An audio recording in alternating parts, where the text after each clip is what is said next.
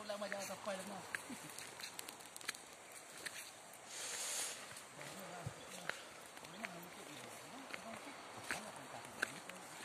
baru saja saya semudah di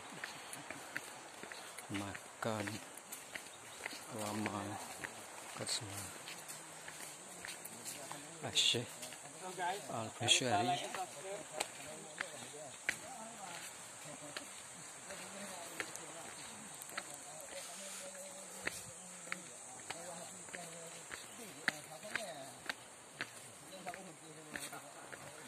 Kita sudah sampai di tengah-tengah. Ini nampak keindah lautan dari puncak makam.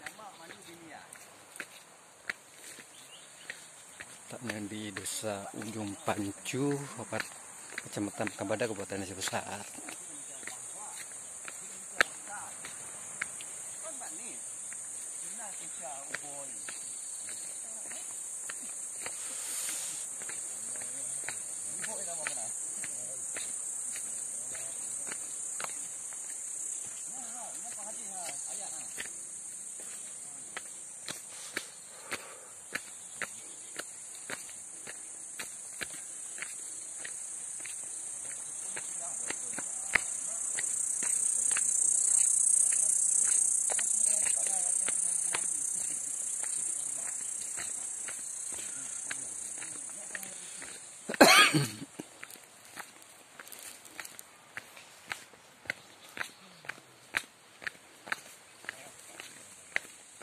Terus jalan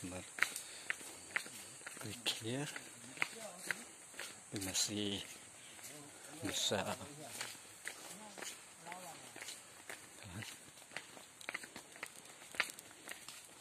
di tangga langsung ke bawah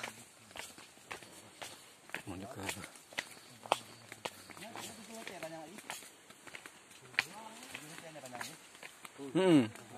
lapang itu